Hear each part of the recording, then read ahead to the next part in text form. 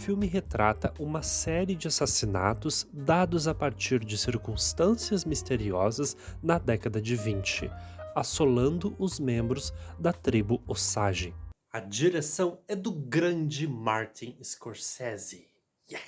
É um dos grandes mestres do cinema e sempre quando estreia um filme com ele na direção já sabe que vai ser no mínimo muito bom. O filme é baseado no livro escrito por David Gran e também é baseado em fatos. Dentro das quase 3 horas e meia de duração, o que o Scorsese faz aqui é extraordinário.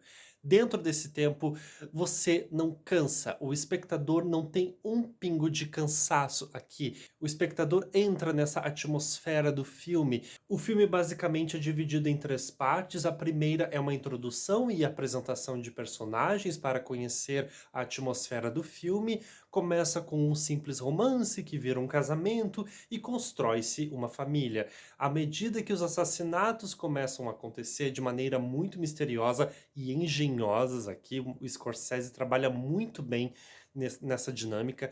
Há uma movimentação muito interessante aqui e traz até uma certa graça dentro da atmosfera do filme, ainda que seja tensa com os assassinatos.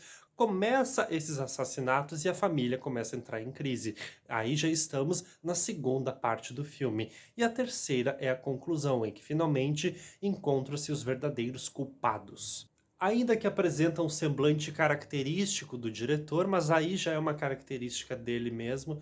Ainda que tenha um semblante característico do diretor presente, Goodfellas, Cassino, O Lobo de Wall Street, ambientado na década de 20, num velho oeste pós-era de ouro, digamos assim, época em que ressurge a Ku Klux Klan. Inclusive, o filme mostra em imagens de arquivo da época mesmo, em que a Ku Klux Klan atacava vilarejos que tinham pessoas negras, e é interessantíssimo apresentar isso, já que não tem tanta produção que retrata esses ataques contra os indígenas americanos. Falando nisso, a reconstituição de época é impecável aqui, desde o design de produção até os detalhes dos figurinos. Eu me sentia dentro da atmosfera de um velho oeste. E acho que ainda que apresente temas como poder e manipulação para um benefício maior, ele ainda consegue construir um relacionamento bom entre dois personagens. E claro que o Scorsese tem um trabalho extraordinário dentro da sua equipe. A edição desse filme é extraordinária, ela traz uma dinâmica, uma fluidez, ela tem movimento, quando ela traz movimentos, principalmente nas cenas de tiro, que traz uma tensão para o espectador, apresenta uma movimentação, mas ela também apresenta certos respiros, momentos de pausa, momentos em que, quando tem diálogos entre dois atores, e é um diálogo importante, então ele foca muito naquele personagem. Às vezes ele enfatiza em certos personagens, mostrando só a reação deles perante o que ele está vendo, o que está em volta. Os cortes são muito fluidos, muito rápidos. Tem um momento de fade que é lindíssimo aqui, bem próximo no final, que é bem feito. Então, é uma edição muito dinâmica, muito diversificada, um certo equilíbrio e uma lógica muito bem feito e muito bem pensado. O trabalho da Thelma Schumacher aqui está muito bom. Ela está há muitos anos trabalhando com Scorsese. Desde Touro Indomável, ela trabalha com Scorsese. Ela já ganhou 3 Oscars por Touro Indomável, Os Infiltrados e O Aviador. Então ela é uma mestre na edição aqui e ela sabe exatamente o momento certeiro, pontual para adicionar certas transições de cena. Muito bom o trabalho dela.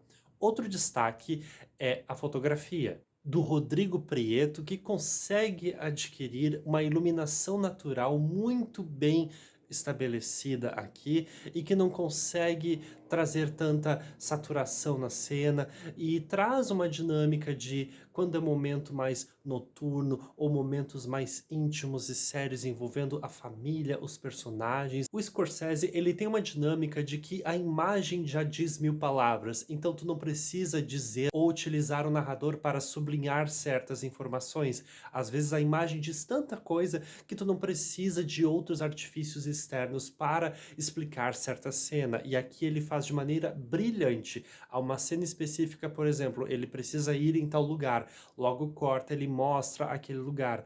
Ou, por exemplo, há um diálogo entre dois atores. Isso eu acho extraordinário.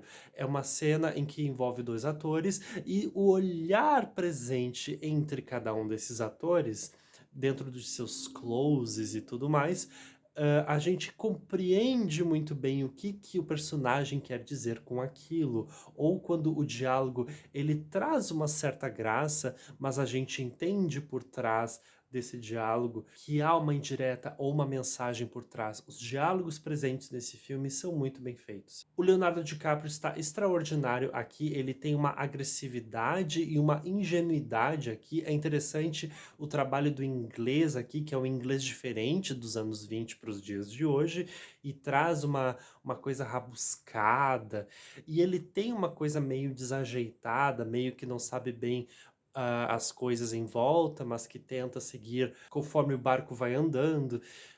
Ele é uma pessoa manipulável, moldável, digamos assim, mas a gente vê que ele tem uma certa compaixão perante a personagem da Lily Gladstone. O Robert De Niro dá um show aqui, ele é um personagem que é passivo-agressivo, ele começa aos pouquinhos manipulando as pessoas, dando aquelas indiretas que, você poderia casar, você poderia fazer uma coisa por mim, sabe. Ele é uma pessoa que consegue manipular os outros, é uma pessoa de muito poder e consegue ter esse poder de manipulação, e ele consegue com o personagem do Leonardo DiCaprio. Eles trabalham muito tempo juntos no filme, e o jogo de cena entre os 2 atores é maravilhoso aqui. Ele é o grande vilão do filme, o grande antagonista, mas tu não sente um ódio 100%, tu sente uma graça, parece que tu gosta desse personagem.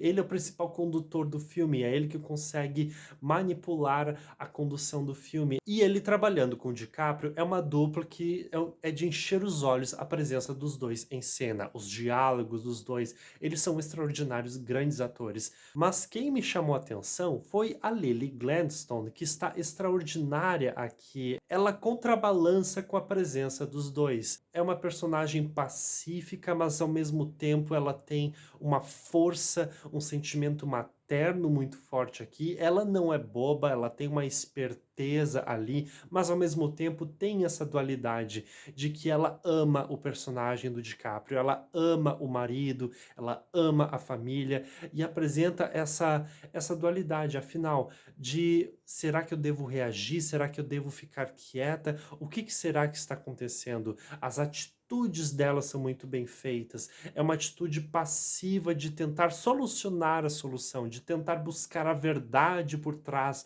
daquilo ali. Adoro o trabalho de voz aqui, é uma voz grave, mas tem um sentimento passivo, é uma voz mais passiva do que ativa, um olhar também muito bom. É uma performance bem minimalista, de olhares, de poucos gestos, e é perfeito para a personagem, e sendo ela indígena, ela traz esse sentimento de força, passividade e até um lado materno com compaixão.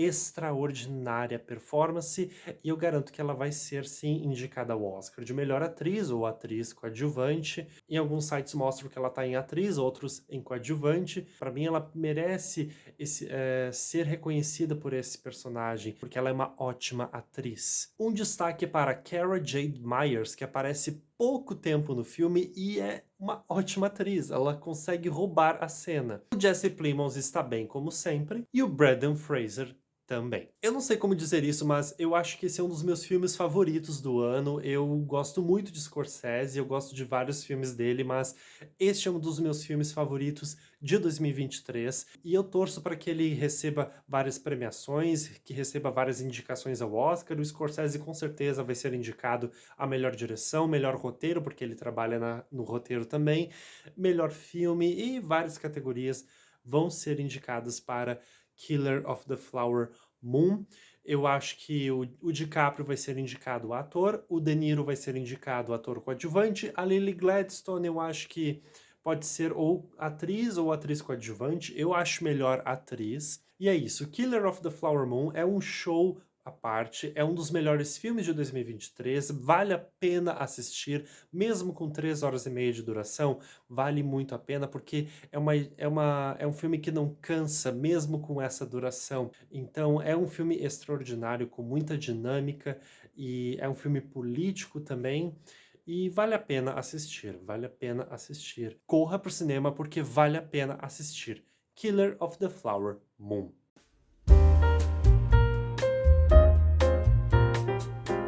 Meu nome é Rafael e este é o vídeo de hoje. Eu espero que vocês tenham gostado e nos vemos no próximo vídeo.